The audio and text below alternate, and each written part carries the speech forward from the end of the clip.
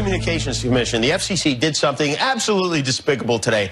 They voted to put an end to net neutrality. Now, this is the rule that says everyone gets equal access to the internet. A big company or somebody selling crocheted owls from their house in the Midwest. Now, as long as they tell us they're doing it now, internet service providers will be allowed to slow down or block web traffic to any website or streaming service they like, which benefits the big telecom companies and does the opposite for all of us. I just want to say thank you, President Trump. Thanks to you and this jackhole you appointed to run the FCC, big corporations are about to take full control of the internet. So Merry Christmas, everybody.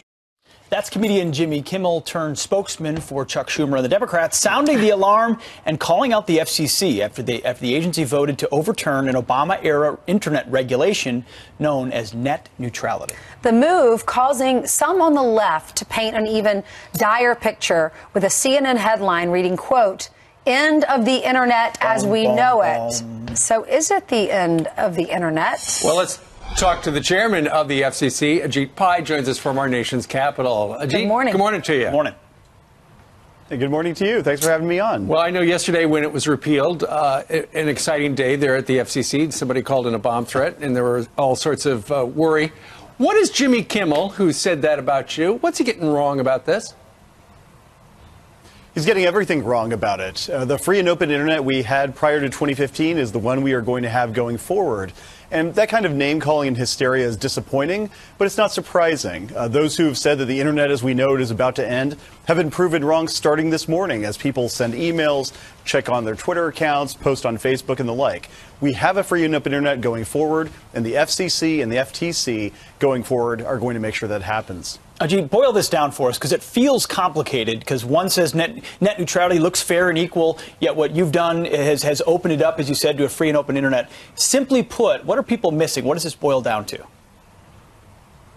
What it boils down to is, should the government micromanage how the internet works? For 20 years before 2015, starting with President Clinton, we decided no. We wanted to have a free market approach in which innovators could innovate and consumers could benefit. And the results speak for themselves. Companies like Facebook and Amazon and Netflix and Google became global giants precisely because the government wasn't involved. That is the light touch framework to which we are returning. And that's part of the reason why I think so much of this hysteria is simply misplaced. As we will see going forward, getting this regulatory system right means better, faster, cheaper internet access for all Americans across the country.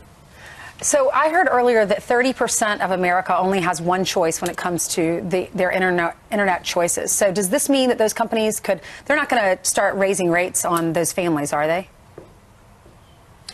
Two different points. Number one, to the extent that lack of competition is an issue, and I've seen that for myself in parts of the country, the solution is more competition, not heavier government regulation that makes it even harder for new competitors to enter.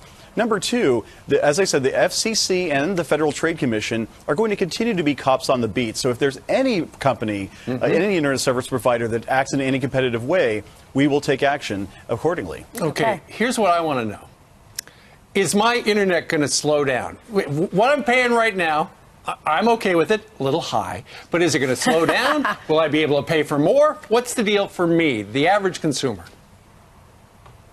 And look, here too, I think there's been a lot of misinformation. Think about how far we've come from the 20 years starting in 1996 until these rules were adopted in 2015. We went from 28K modems and AOL CD-ROMs in the mail to gigabit fiber and 4G LTE. So going forward, the internet is going to speed up. We're going to see better and faster and cheaper services all across the board. And that's exactly what these rules, which were, after all, the Clinton-era rules that served us so well, are calibrated to do. Ajit, if we had stayed with net neutrality and there had been, say, a President Hillary Clinton, I mean, where could this have gone? What type of regulation could we see?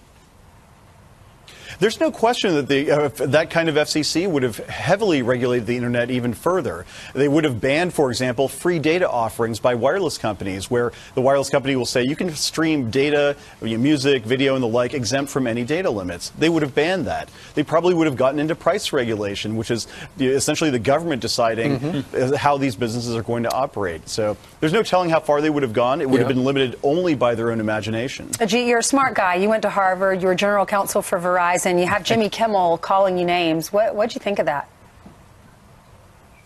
I think it's unbecoming of the seriousness of this debate, but again, it's not surprising. Those on the other side have literally nothing other to peddle than hysteria and misinformation and fear about the light touch approach that we had for most of the Internet's existence. So I would hope that people would focus on the facts, but again, given what's transpired over the last several weeks, I'm not surprised at all. And before you go, the headline over at CNN, "End of the Internet as we know it." Is that accurate? It's not accurate at all, but again, that's part of having a free country. People can say anything they want, and in some cases, they literally do. All right.